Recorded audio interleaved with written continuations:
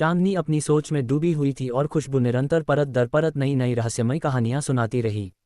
आकाश के लिए यह मान पाना असंभव था कि वाकई कुछ ऐसा भी हो सकता है, लेकिन वह विवश था इन सब बातों को मानने के लिए, क्योंकि वह बचपन से अपने दादाजी के मुख से बहुत सी रहस्यमय कहानियां सुन चुका था और यह भी जानता था कि उसके मौसाजी एक बड़े वेतन की नौकरी छोड़कर मात्र दादाजी के एक आदेश पर पचमढ़ी छोड़ मणिपुर में आकर बस गए। उसने दादाजी के मुंह से भी यह सुना था जब अविनाश जी उस समय नागपुर के पास से गुजर रहे थे, तभी उनका समूह कुछ समय के लिए एक गांव में ठहरा था, जहां शिव मंदिर के पास एक कुएं की खुदाई की गई थी, लेकिन उसमें जल नहीं था और अपने नित्य नियम के अनुसार जब अविनाश जी जागे तब उन्होंने पूजन हेतु उसी सूखे कुएं में बाल्टी डाल दी और जय हो नागराज कहकर पुकारा, जो उनकी आदत में शामिल था, और अगले ही पल वह सूखा हुआ कुआं पानी से लबालब भर उठा और वह जल लेकर मंदिर में आकर पूजन करने लगे। जब उस मंदिर के पुजारी ने, जो पानी लेने के लिए उस पहाड़ी की तलहटी तक जाते थे, से जल लेकर लौटे और पूजन हेतु इतना स्वच्छ जल देखकर आश्चर्यचकित हो उठे, तो एकाएक पूछ लिया कि महाशय, यहाँ तो दूर दूर तक कोई भी जल का स्रोत नहीं है, आप भला इतने शीघ्र स्वच्छ जल कहाँ से लेकर आए? सच बताएं, आप कौन, कहाँ से आ रहे, और यह जल कहाँ से आ रहा है? तब अविनाश ने सरल भाव से अपना परिचय देते हुए बताया कि यह जल मंदिर के पास बने कुएं से लेकर आया हूँ। पुजारी दौड़कर उस कुएं के पास गया और देखकर अवाक सा रह गया कि पूरा कुआं लबालब पानी से भरा हुआ है। वह हर्ष से उछल उठा और सभी शिष्यों को बुलाकर उस चमत्कार से अवगत कराया और अविनाश को कोटि कोटि धन्यवाद कहा और कुछ दिन वहां ठहरने की विनती की। अविनाश जी उनके विशेष आग्रह पर मात्र एक रात्रि रुकने को तैयार हुए और उस कुएं में पानी निकलने और उस महान व्यक्तित्व को देखने हेतु पूरा गांव का जमावड़ा उस मंदिर में रात्रि तक विशेष पूजन हेतु उपस्थित हो उठा। कहते हैं कि वह रात उस मंदिर में महाशिवरात्रि की तरह मनाई गई और तब से आज तक कभी भी उस कुएं का पानी नहीं सूखा। आज भी उस कुएं के पास अविनाश जी द्वारा स्थापित की गई नागराज की प्रतिमा को विशेष पूजन में शामिल किया जाता है। वहां के पुजारी वर्ष में एक बार अविनाश को जरूर मिलने बुलाते हैं, और यह बात भी सही है कि अविनाश जी जब से यहाँ आए तब से कभी भी कुछ विशेष पूजन पर्व को छोड़कर घर नहीं गए। ये सोचते हुए अविनाश जी ने सिर्फ खुशबू की बात में हामी भरी और हाँ में हाँ मिलाया। तब तो चांदनी और भी आश्चर्यचकित हो गई। उसने तुरंत कहा, आकाश, तुम भी जानते हो क्या? मौसा जी के बारे में मुझे तो नहीं बताया, क्या वाकई ऐसा हो सकता है? आकाश ने दृढ़ निश्चय होकर कहा, हाँ हो सकता है। मैंने भी दादाजी से बहुत कुछ सुना है उनके बारे में, और खुशबू और चांदनी को उस सूखे कुएं से पानी निकालने की महिमा सुनाई। तब तो खुशबू और भी खुशी खुशी उन्हें नई नई बातें बताने लगी। वह चांदनी से बोली, मैम साहब, अगर यकीन ना हो इन सब बातों पर तो मैं आपको एक विशेष अन्य मंदिर में ले जा सकती हूँ। यदि आप, जैसा कि मुझे लगता है कि आप नागकुल से हो, तो उस मंदिर में आपको अवश्य ही कुछ ऐसा देखने को मिलेगा जिसकी कल्पना भी आपने नहीं की होगी। चांदनी और आकाश ने एक दूसरे की तरफ देखा और आश्चर्य सा मुंह बनाते हुए, मतलब? क्या मतलब तुम्हारा खुशबू? क्या कहना चाहती हो तुम? यदि हम नागकुल के हुए, कहने का मतलब हम नागवंशी ही है, तभी तो अविनाश जी हमारे मौसा जी है। बीच में ही खुशबू ने ठोकते हुए, हाँ सर, इसलिए ही तो कह रही हूँ। यकीन मानिए, थोड़ी दूर जंगल में ही वह मंदिर है, जहाँ यदि कोई नागवंशी अपने इष्ट देवता या कुल देवता को देखने की इच्छा लेकर जाता है तो उसे अवश्य दर्शन देते हैं। ऐसा मैंने अपने पिताजी से सुना है, पर देखा आज तक नहीं। काश कि मेरे पिताजी की तरह मैं उन भाग्यशाली लोगों में से आपकी ही कृपा से शामिल हो जाऊं। ये कहते हुए वो मुस्कुराने लगी। अब की बार उसकी मुस्कुराहट के कुछ अलग ही भाव थे, जो चांदनी को अजीब सा लगा, और चून की हर बात उसके दिमाग की सीमा से परे हो रही थी और एक दिन में ही इतना कुछ नया नया सुनने को मिला। इतने सारे रहस्य, ऊपर से आकाश की स्वीकृति उसे अनजाने में ही लौट जाने को विवश कर रही थी। वह भी और आगे सुनने, समझने और कुछ देखने की स्थिति में नहीं थी। वह तो बस लौटकर सिर्फ अविनाश जी के दर्शन करना चाहती थी।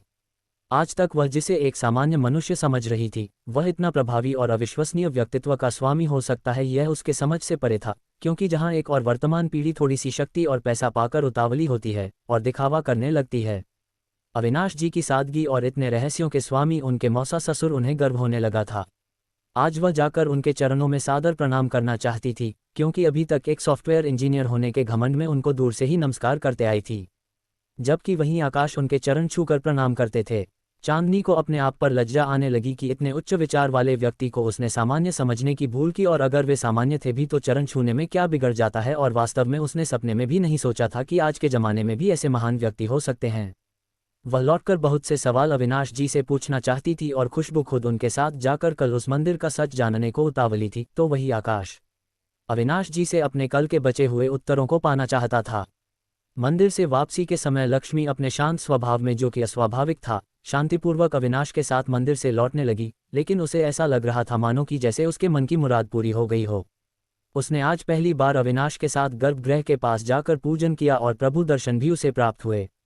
लेकिन अभी तक उसे खुद पर यकीन न हो रहा था कि वह वाकई इतनी भाग्यशाली हो सकती है कि उसे दर्शन प्राप्त हो, या यह उसके पूर्व जन्म के कर्मों का फल है कि उन्हें अविनाश जी जैसे सरल सौम्य और असामान्य शक्ति और भक्ति के स्वामी का साथ मिला। लेकिन वह कुछ नहीं कह पा रही थी क्योंकि उसने आवेग में आकर अविनाश जी की बात को अनदेखा किया था। लेकिन उतनी ही चपलता से दूसरे ही पल स्त्री स्वभाव ने करवट ली और वह अविनाश जी से पुनः खुद ही उनको मनाने हेतु मंदिर के अतिरिक्त कुछ खास स्तंभ के बारे में पूछने लगी, जिनकी आकृति और आभामंडल भी कुछ कम नहीं था, और चूंकि वे सभी स्तंभ एक विशेष घेरे में थे इसलिए भी आकर्षण का केंद्र थे। अविनाश जी समझ गए थे कि अनंत शेष की कृपा लक्ष्मी को प्राप्त हो चुकी है, क्योंकि उन स्तंभों को देख पाना सामान्य मनुष्य के लिए संभव नहीं था। लेकिन अभी उन्होंने सिर्फ और कभी बोलकर टाल दिया, क्योंकि वह पूर्ण रूप से आसवत हो जाना चाहते थे कि लक्ष्मी और क्या क्या जान पाती है। लक्ष्मी ने खुद भी अनुभव किया कि वह मंदिर कोई सामान्य नहीं, क्योंकि वह जाते समय जिन सर्प रेखाओं मात्र एक बनावट समझ रही थी, वह वास्तव में सर्प थे, जिन्हें लक्ष्मी अब आसानी से देख सकती थी। उसने देखा मंदिर का हर स्तंभ अपने स्थान पर थोड़े थोड़े समय में घड़ी की सुई की तरह घूमता रहता था। वह ये भी जानकर हैरान थी कि मंदिर के आसपास की लताएं वास्तव में नाग कन्याओं का स्वरूप है। अविनाश जी समझ चुके थे कि लक्ष्मी की शक्तियां उग्र स्वभाव की ओर बढ़ रही है, जिसे शांत करना अत्यंत आवश्यक है। तब उनके इशारे पर प्रधान पंडित जी उन्हें पुकार मौन व्रतधारी बुजुर्ग आचार्य के पास लेकर गए, जिन्हें देखते ही बुजुर्ग आचार्य मुस्कुरा दिए और बैठने का इशारा किया। इतने दिनों में लक्ष्मी ने आचार्य जी के तीसरी बार दर्शन किए थे। पहली बार वह उनसे विवाह के पश्चात मिलने आई थी, दूसरी बार जब बेटे को विद्या अध्ययन हेतु दूसरे शंकराचार्य के पास भेजना था तब, और आज तीसरी बार उनसे सामना हुआ। लक्ष्मी ने देखा इतने वृद्ध होने के पश्चात भी वह निरंतर कठिन तपस्या करते रहते हैं, और उनसे मिलने की अनुमति भी सभी को नहीं। लक्ष्मी वहां पर भी आसपास अन्य किसी रहस्य को ढूंढने में लग गई। उन्हें देखकर ऐसा लगा जैसे वह एक दिन में एक साथ सभी रहस्य जान लेना चाहती है। मौन व्रतधारी आचार्य और अविनाश जी सांकेतिक भाषा में बात किए जा रहे थे। तत्पश्चात उन्होंने अभिमंत्रित जल लक्ष्मी के ऊपर छिड़का। ऐसा लगा जैसे लक्ष्मी गहरी नींद से जागी हो और अपने सामान्य स्वभाव के साथ बातें करती हुई सब कुछ भूलकर घर की ओर निकल पड़ी। घर पहुंचते हुए सुनंदा ताई ने लक्ष्मी को देख उन्हें द्वार पर ही रुकने का इशारा किया, जो लक्ष्मी के लिए एक आश्चर्य का विषय था। यह इसलिए क्योंकि लक्ष्मी कुछ पल पहले दर्शन की बातें सब कुछ भूल चुकी थी, अन्यथा वह सुनंदा ताई को पहचान लेती, क्योंकि उनका बहुत सम्मान करती थी और सुनंदा भी लक्ष्मी को एक बेटी की तरह प्यार देती थी, इसलिए वह रुक गई। सुनंदा ने एक जल पात्र लाकर अविनाश जी को थोड़ा पीछे हटने को कहा और लक्ष्मी को उस जल पात्र में रखे पानी में खड़े होने का इशारा किया। तत्पश्चात उन्हें घर में जाने को कहा। लक्ष्मी ने सुनंदा ताई से सवाल भी किया कि आज कोई खास दिन है जो मेरी पैर धुलवाई हुई, ये भी तो गए थे हमारे साथ, इन्हें क्यों नहीं कहा, या हमारे पैरों में कुछ लगा हुआ था। सुनंदा ताई मुस्कुरा कर बोली, मेरी बेटी है इसलिए तेरा ख्याल रखना जरूरी है। पैर धूल कर अच्छा लगा ना, अब चलो, कहकर वह पानी थोड़ी दूरी पर ले जाकर फेंक आए। लक्ष्मी लगातार अजीबोगरीब घटनाओं से गुजर रही थी और उसका सिर भी चक्कर खा रहा था, इसलिए अपने कमरे में चली गई। सुनंदा ने अविनाश जी को हाथ जोड़कर प्रणाम किया और बोली, क्या ये संभव है, ऐसा कैसे हो सकता है?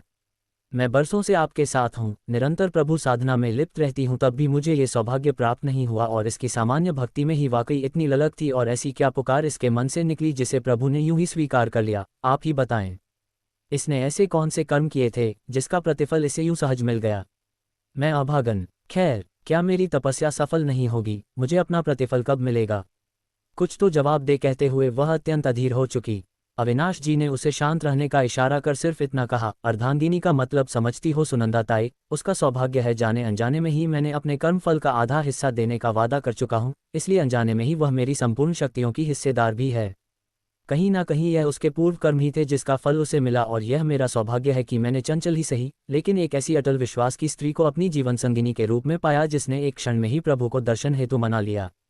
सुनंदा, तुम तो जानती हो यह कोई सामान्य नहीं, मैंने देखा आज पुनः विराट सौम्य स्वरूप असंख्य नागमणि के साथ विरलों को ही दर्शन मिलते हैं। आश्चर्यचकित तो मैं भी था, लेकिन शायद लक्ष्मी अभी परिपक्व नहीं, इसलिए उसकी चेतना को कुछ समय के लिए बड़े गुरु ने विलुप्त कर दिया है। तुम तो खुद भी सब कुछ देख सकती हो, तब ये भी जानती होगी कि अति शीघ्र तुम्हें भी दर्शन के लाभ मिलेंगे। मैं प्रार्थना करूंगा तुम्हारे लिए भी, कहते हुए वह भी अपने पुस्तकालय की ओर चले गए। सुनंदा फिर एक बार विचारों में खो गई और है अनंत शेष कृपा करें कहती हुई अपने कक्ष में चली गई।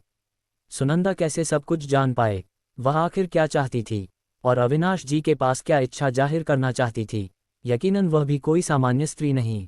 तब आखिर कौन है और यहाँ कैसे? कहानी अभी जारी है, इसका अगला भाग जल्द ही अपलोड करेंगे। जब तक आप कहानी के साथ बने रहे, धन्यवाद।